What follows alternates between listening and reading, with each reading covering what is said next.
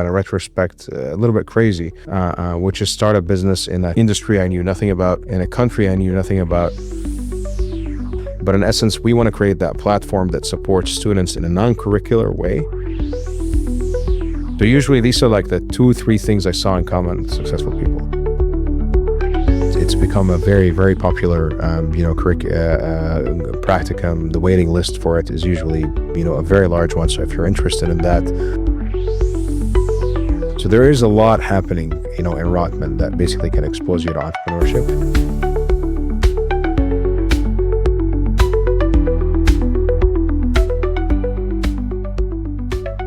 Hi, welcome to the Rotman Hustle podcast. I'm Aarti. Today, Muna and Thahib sat down with Hussam Ayyad, the Director of Startup Rotman, to explore the resources available for graduate students who are building companies while at Rotman. We talked about what founders at the business school often underestimate, the kinds of support systems that can accelerate an idea into a venture, and how programs like Startup Rotman fit into that journey. Whether you're a student founder looking to sharpen your path or an aspiring investor curious about how early ventures get off the ground, this conversation will give you a clear view of what's possible here at Rotman. Let's dive in. Hussam, thank you for being here. Before we dive into Startup Rotman and older entrepreneurship at Rotman more generally, we would love to start with your story. And what was your journey and what ultimately brought you to Rotman and the work you are doing here? Absolutely.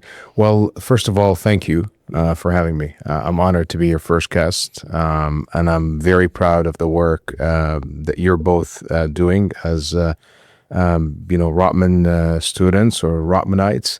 And I think this is much needed work, for us, for our ecosystem. Rotman Hustle, I think, is a great initiative, and the broader work that you do at Revka is phenomenal. So I just want to give you a shout out for that. I spent the last roughly 20 plus years either building companies or helping other entrepreneurs build companies. My first sort of break into the industry was through being a software developer and an engineer back in 2004. That's when I built my first basically sort of commercial piece of code. I was working with Sun Life, and I then started working with a bank. And then about 2 years into being in the industry as a software engineer, I realized that building software at the time in a financial institution was definitely something that could give me the hands-on experience to learn how to build systems, but it didn't fulfill a personal ambition I had to just grow faster. I don't know what's the reason behind this drive. Maybe because I come from a family of entrepreneurs. My father was an entrepreneur. My grandfather was an entrepreneur. So sometimes they ask about family. Family does play a role, but it's not what defines you at the end of the day. That's why you come to places like Rotman, so you can make choices. But I guess that sort of ambition led me to doing something which was a little bit, at the time when I think about it in retrospect, a little bit crazy, which is start a business in a industry I knew nothing about, in a country I knew nothing about, and just go to a whole new market that I didn't understand as much as I saw the opportunity. So I guess it was a mix of being young, naive, inexperienced. I think the ambition, I wouldn't say turned into greed, because it wasn't only about making money. It was about the thrill of operating, your own business, and sort of, having a lot of flexibility to make decisions and not to have to go through, so many steps to make a decision, which was the total opposite type of experience that I was having when I was operating in a financial institution. So I got attracted to that opportunity, and I started my first business with two of my brothers, which was in the industry, the metal recycling, and it was in North Africa, in Algeria. I'm not from Algeria. I never have been to Algeria before I've been there. But the only advantage I had was that I spoke Arabic, and I understood. I could find my way around sort of the local, people, or the local language. Yet I still had to learn the local dialect. I still had to learn a lot about the culture.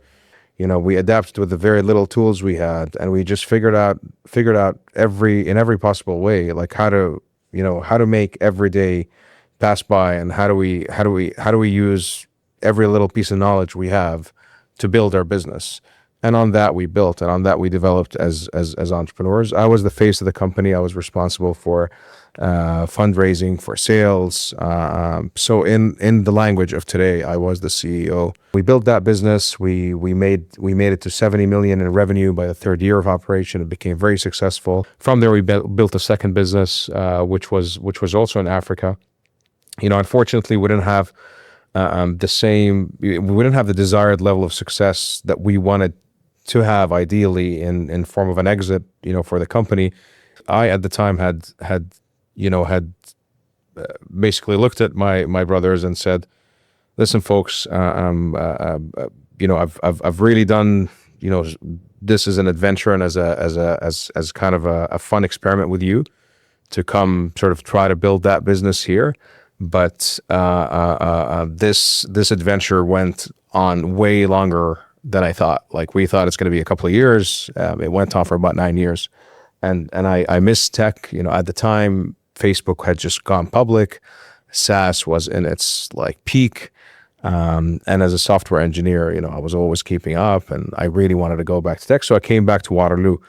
And I did my first master's in the University of Waterloo. And again, that was one of the best decisions I made, because and of course there's luck that just sometimes plays a big role, or most of the time plays a very big role.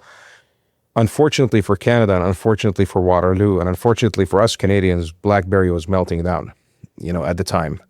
But it was a bit of a lucky moment for me, because I was, by the time I graduated from school, by the time I finished my master's, BlackBerry was melting down, and they were spinning out all this amazing talent that were starting companies.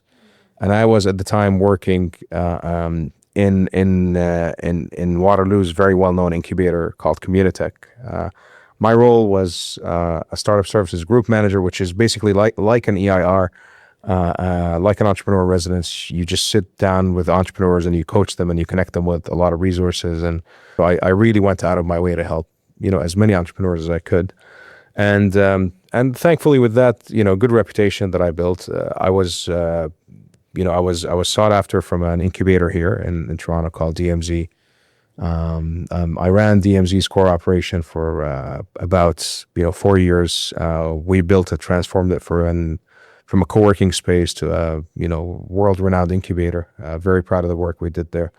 And then from there, started doing for-profit accelerators with Highline Beta, where we would help very big, large Fortune 500 companies like Avery Dennison, AB InBev, Intuit, and basically build accelerators that help them pilot with startups. So I saw, more or less in the latter half of my career, after the first master's that I did, I saw in the latter half, almost every type of accelerator like you would see today: the for-profit, the non-for-profit, the corporate, the the university-backed, the independent, the government-backed. I've seen them in all flavors. Between me and my teams, we ran over 45 accelerator cohorts.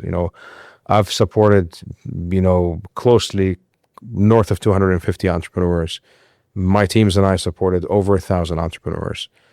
Startup Rotman only, and we'll get to Startup Rotman, was a new chapter after those 1,000. We've supported maybe about 300 entrepreneurs in the last couple of years.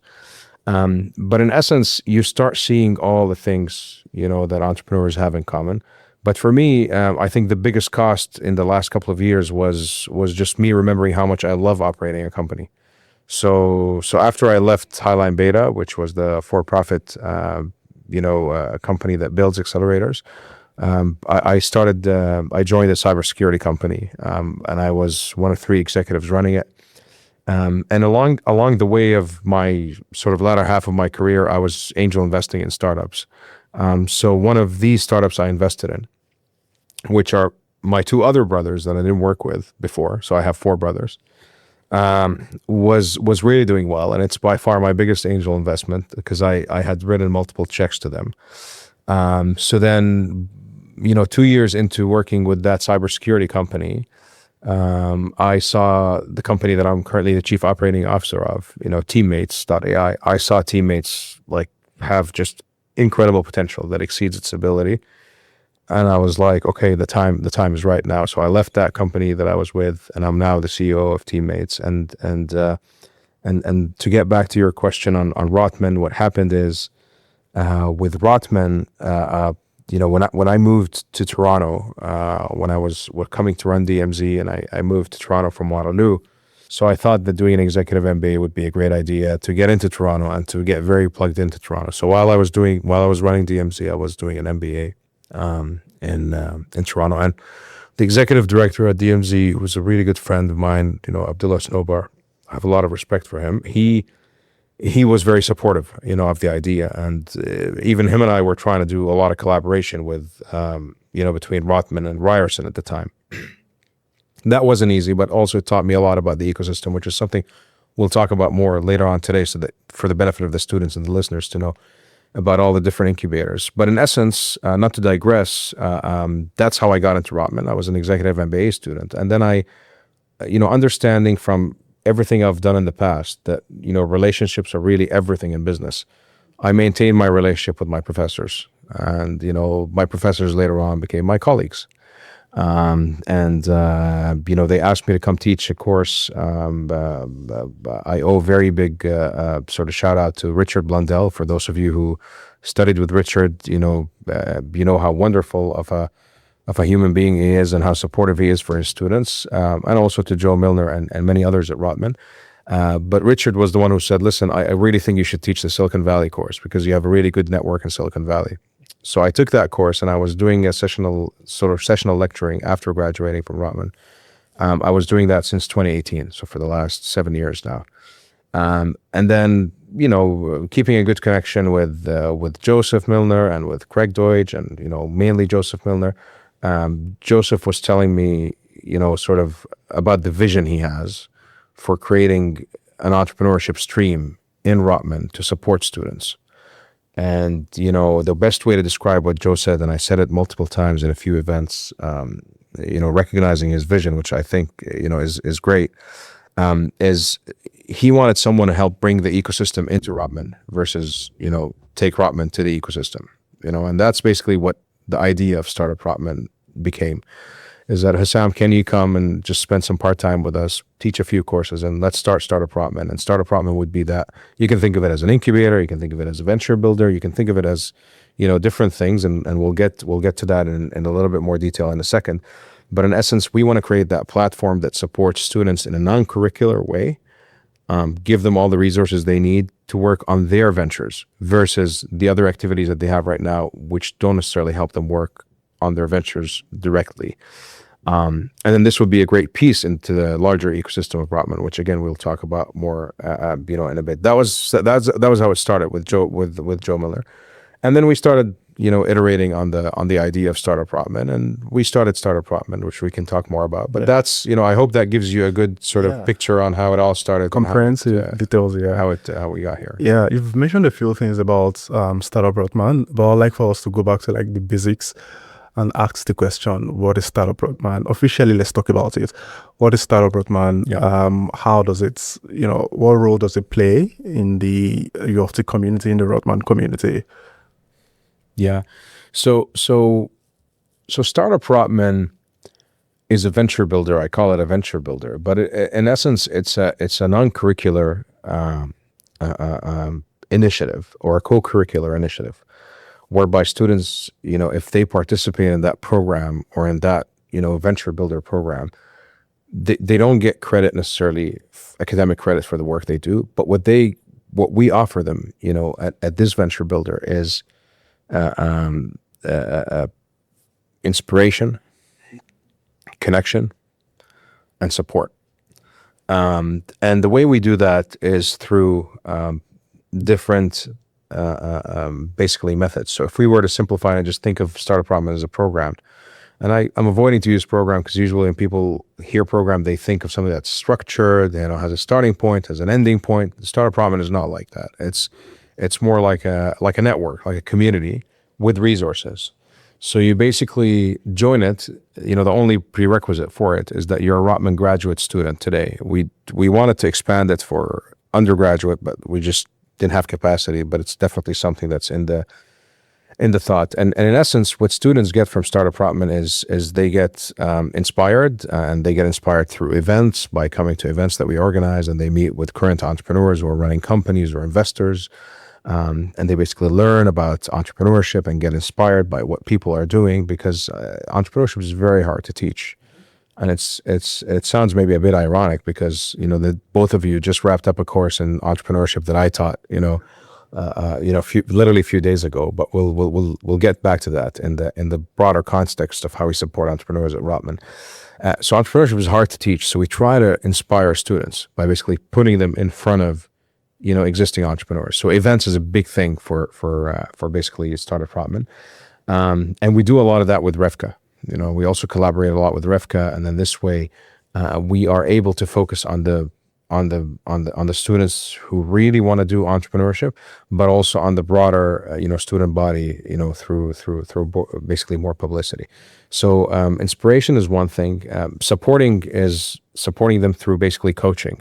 So we spend a lot of time with them, supporting them and basically coaching them through basically how to build their business or how to go about their business, regardless of the phase that they're in. Most of the time at Rotman, Startup Rotman, most of the time, students are at the ideation stage. They have an idea, So we're trying to find very practical ways of how to help them action on that idea. And when I say we, it's most of the time myself, because I don't have a team around me right now. We're working with very limited resources. So it ends up being my office hours and the broader Startup Rotman mentor network that we built. So the Startup Rotman mentor network, and we'll give the mentor network a shout out here because they're all volunteers. It's basically a network of 65, probably now 75, because we scaled it a little bit. Mentors who are mostly founders, CEOs. From the startup ecosystem who we know very well. And that was one of the ways of us basically bringing the ecosystem into the building, into Startup Rotman. So we basically, so they're volunteer to Startup Rotman, mentors. They are coming to focus on a certain area of specialization. So some of them have worked in health tech, some of them have worked in basically fintech. Some of them are marketing specialists. Some of them are basically, great at sales. Others are really good technical founders. But in essence, we built that network of 70 founders. And then what we do is so we have a little database that basically was built based on forms that they filled, and they're all credible people that we know from the startup ecosystem. They're not just people who claim to have built companies, and that's also an important role that we play, because we have to make sure that when we're putting Rotman's name on it, we are vetting basically the experts that we're bringing in, and we want to make sure that they're providing the students with value, because also the students' time is super valuable, for us when they spend the time with, a mentor that we recommend that they spend time with. So basically they come in and based on their experience, we match them. So if Muna, for example, is working on a, startup in health tech, we would match her with someone who was an ex-doctor and started a company and took that company, to like very successful heights and like really understands the medical industry, but also really understands how to build a company in the medical industry. So usually the mentorship and the support that they get is usually super high quality, whether it's, myself spending time with them and like really getting into the weeds of what they're trying to do, or basically them getting the expertise of someone who's an expert in that industry, a subject matter expert. So that's how we support. Yeah. Or that's how we connect. So we connect them with mentors, we connect them with, potentially customers, and then we support them through different means. One of them is the mentorship and the network.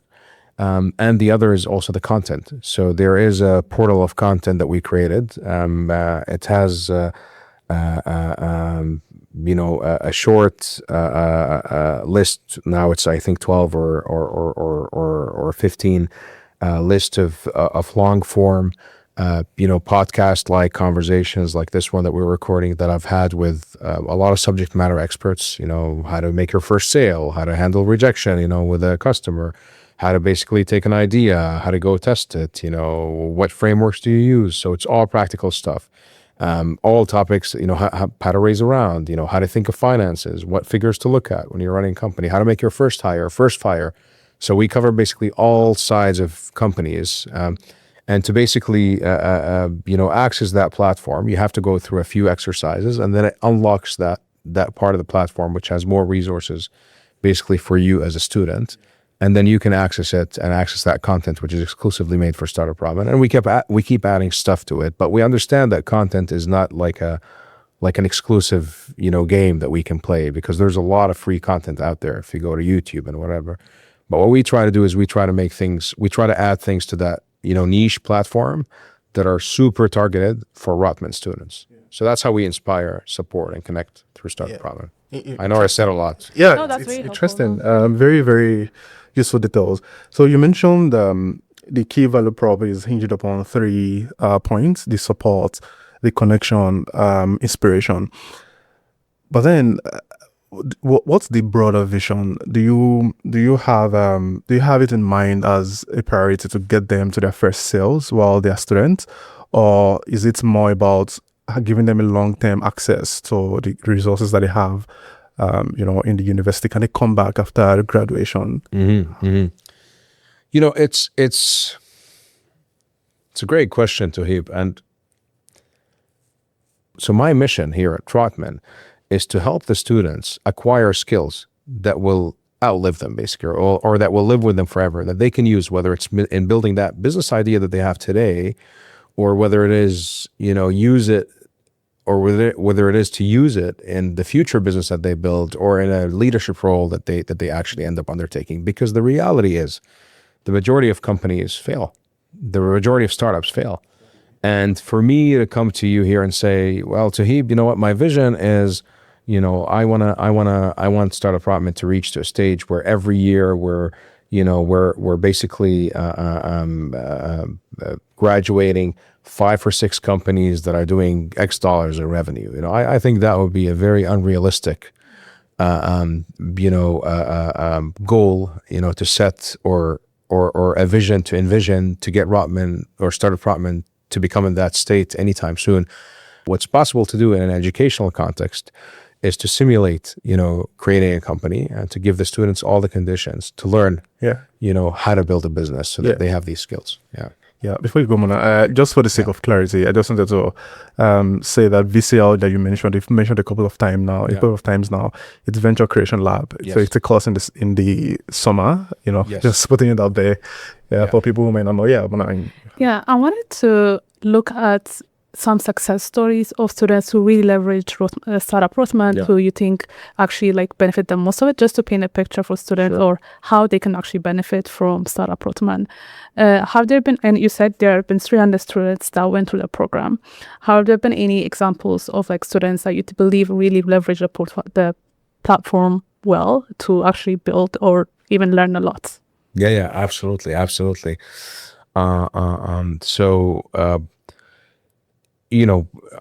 think, so first of all, and this is maybe a bit of a disclaimer, the Startup Rotman is still, young, right? We're only, a couple of years around now. And I think it's going to be a lot more interesting to look back in a couple of years and see, what we were able to create, because that's when those students will have had enough runway for us to see their success. But obviously a couple, stand out and come to mind. I'll mention 2, and then the students can look them up and read more about them. So one in the first year was, a student by the name of Parasdeep Singh, and Parasdeep came to me as a mortgage broker, and I'm mentioning him because he already gave me a testimonial, and I know I can share his story. He had already mentioned it, and I appreciated that.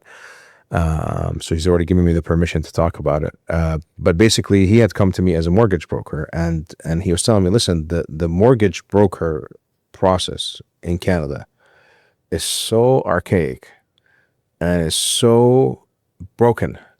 There are so many things that happen in the process that don't need to happen, that make it super costly, and also make it, quite lengthy and just inefficient for the end consumer.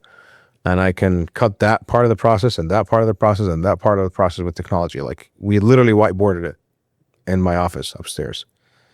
And I'm like, okay. And then he's like, I want to raise money to basically build that business. And I was like, but you don't need to raise money. Let's talk about it. Why do you need to raise money?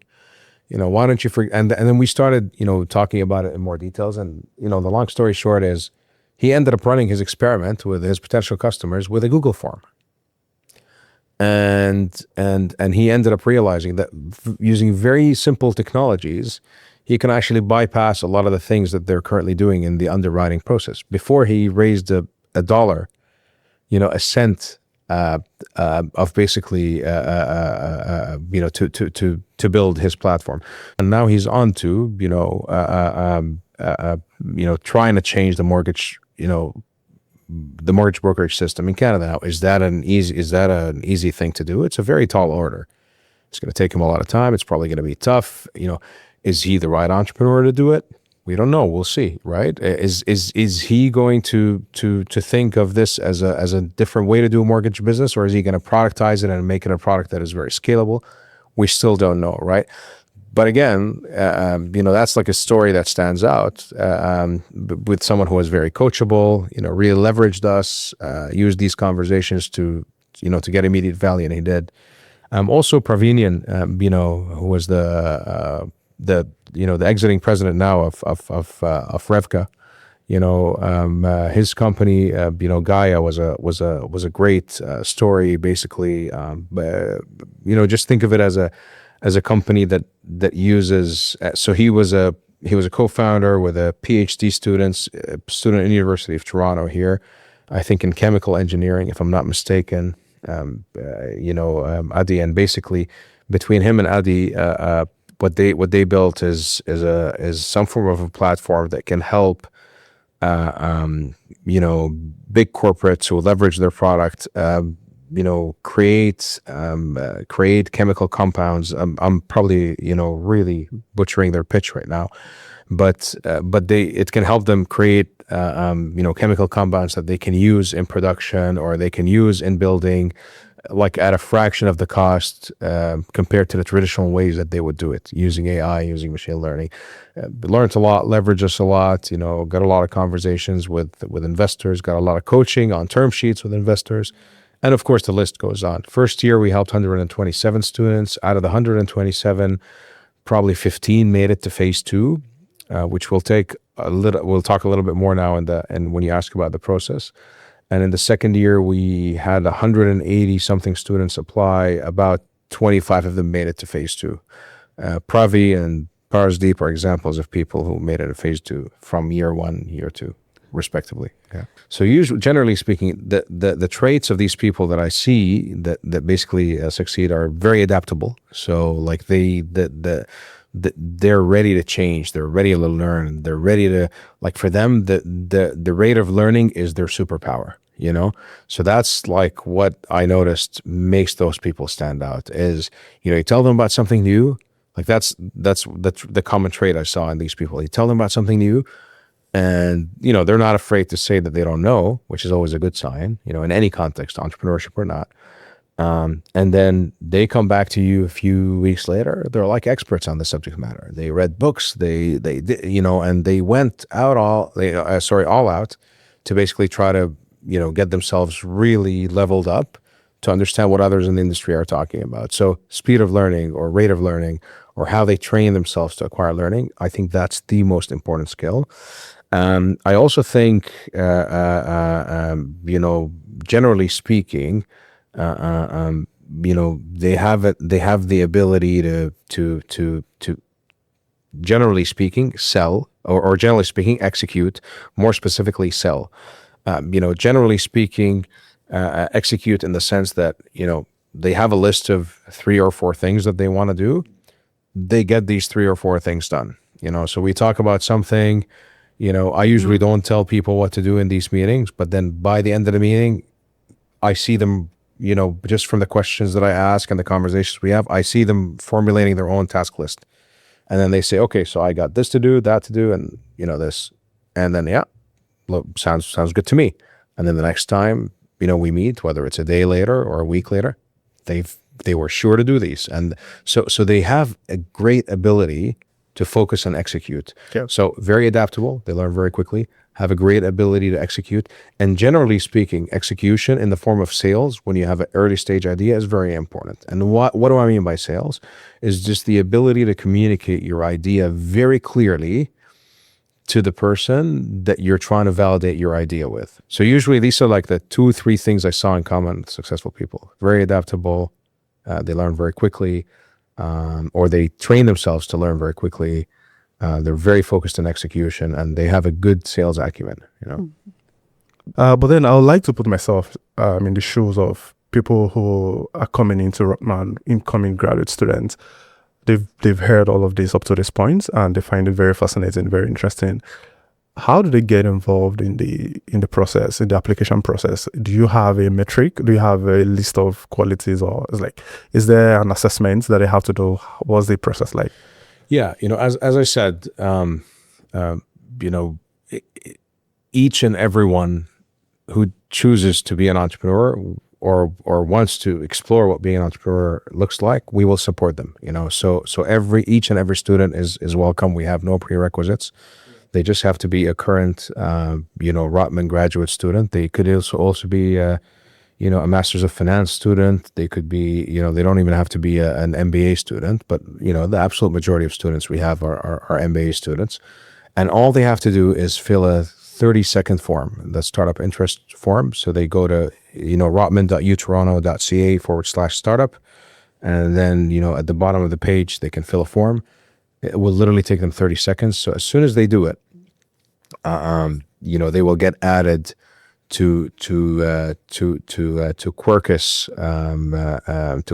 module for Startup Rotman. Yeah. And then what they will have to do, which is very clear, as soon as they join that module, it'll tell them what they will have to do is they will have to go through 2 or 3 exercises, and these exercises are, literally outlining your idea, on a canvas, just doing a draft of it. And if you don't know how to do it, there's a video of me explaining to you how to do it.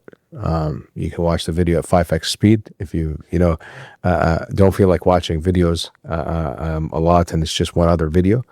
But there's every reason for you to be able to do it. And the reason why I'm emphasizing on this point is, generally speaking, students sign up and then they email me. They don't want to make the effort, to basically submit that. They want to talk to me about their idea first.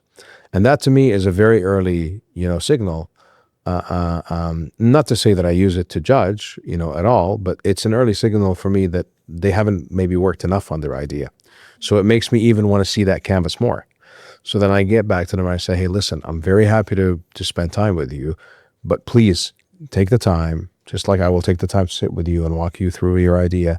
Take the time to fill that canvas. And I promise you we'll have a more productive conversation. And then what happens is they go back, they get that canvas done, they do these 2 or 3 submissions. And then what happens when they do these 2 or 3 submissions, not only does that unlock my office hours to them, but also unlocks the second module of Startup Rotman, which has all the interviews, all the details. So we also made it, in a way or another, incentivizing for students to take that minute or 2 to submit, those materials so that they can, have access to us. But the process to get in is super simple. You just fill that form, you get added to the form, and then from there, it's up to you. You want to spend more time on your company, work on it. The more time you spend, the more time I'll invest with you. The less time you spend, well, it's your choice. It's not mine. Yeah. So far, the context of our conversation has been around students who have an idea, a business idea, before Startup Rotman, before Rotman. What about students on the other side of the coin? People who find all this fascinating and they want to be part of it, but they, like me, they just do not have an idea. Like, they feel they are entrepreneurs inside, but they do not have a business idea. Can they be a part of it? Yeah, of course, absolutely. So we have a lot of students who don't have business ideas. Yep. So we still, if they want to access phase 2 of the platform, we still ask them to basically submit those submissions, because going through the motions of submitting that, even if you create a business on selling, dog and cat food, and you want to basically just do that for the purposes of illustration and for the purposes of learning how to, how to put together a business model canvas, we still expect you to do that, because again, it makes the conversation a lot more structured. When I sit down and talk to you, we have something to talk about, because rather than just talk generally about entrepreneurship and how cool it is, which, we can always find time to do that in events. But these conversations, usually we still do expect students who don't have ideas to think of any, fictitious idea or any business idea, and for illustration purpose, do it. So that's one way to basically have access to phase 2. The other way is we have a lot of students who basically don't have access to sort of module 2 of Startup Rotman or phase 2 of Startup Rotman. They just register for it and they come to our events. And events is a really good way to get inspired, to meet people, to meet other students, to meet other people who are working on ideas. So we welcome that. So that's also another avenue. A third avenue is to look outside of Startup Rotman. Rotman is a extremely rich, place. Startup Rotman is a drop in the ocean. Like, we have amazing programs here, like business design, like, we have also the business design club for students, which, helps them really think about, how to generate ideas, how to think through new ideas, which I would argue is probably a better way, for them to find ideas than being a Startup Rotman. Being a Startup Rotman can get inspired by some stories of what people did in building and commercializing ideas. But how did you get ideas? There are a lot of other resources that you can leverage, and of course, beyond Rotman itself, too. Yeah. I actually want to build on that. You mentioned the other resources that are available outside of Startup Rotman, because Rotman and the Boda UFT offers a lot of support and resources for students that not a lot of students may not even be aware of. Mm-hmm. So we wanted to actually explore what are these resources that Rotman and the Boda UFT ecosystem offers to students, founders, and those interested in just in the venture space in general. In the venture and entrepreneurship space, I would assume. So when it comes to Rotman, so we have Startup Rotman. Everything we talked about so far in Startup Rotman is co-curricular. So you do it, you don't get a credit for it. But there are also courses that you can take that can get you credit, for what you basically do, like Venture Creation Lab, the VCL course, which we briefly touched on. I'll talk about in more details. There's also the global practicum that you can register in and take as an elective, and I think it's become a very, very popular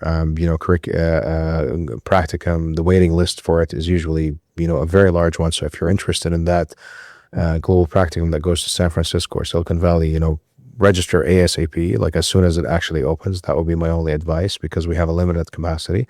But these two courses are excellent courses that I'm directly involved with, or I basically teach those two courses. There are many other courses. There are courses in like venture capital with Professor Silverman. There are courses, of course, CDL. CDL has different courses. Getting involved in CDL, I can't speak to it in a lot of details because I'm not very well aware of the details of the program, but it's of course a great resource, for you. So there is a lot happening, in Rotman that basically can expose you to entrepreneurship. Right. But yeah, Hussam, it's been a lot of fun talking to you. We unfortunately have a limit on time. If we would round up with this, where do you think, or where can students go learn more about Startup Rotman? Where can they go apply? Especially for our incoming students. Yeah, absolutely. Rotman.utoronto.ca/startup. That's the best place to start. Please visit the website. It's a very simple one page that gives an overview of what we do. Sign up, express your interest. You can also look at the caliber of mentors that we have. Our mentor directories on the website. And then get in touch, register, and come to our events. And I look forward to to meeting them all there. And thank you so much for having me here today. Yeah. It was a lot of fun. Yeah. By the way, we'll put all the links Hussam just mentioned in the description of this podcast. Yeah. Because I just want to thank you very much for helping us kick off our very first episode. And for our student listeners, if you've been sitting on an idea, we hope that this episode sparked something, and Startup Rotman and the broader UFT and Rotman are here to help you take that step. And so just leverage the resources around you and start building. Thanks for listening. If you enjoyed the episode, let us know in the comments or mail us at revka@rotman.utoronto.ca. We've got more interesting episodes coming your way. See you next time.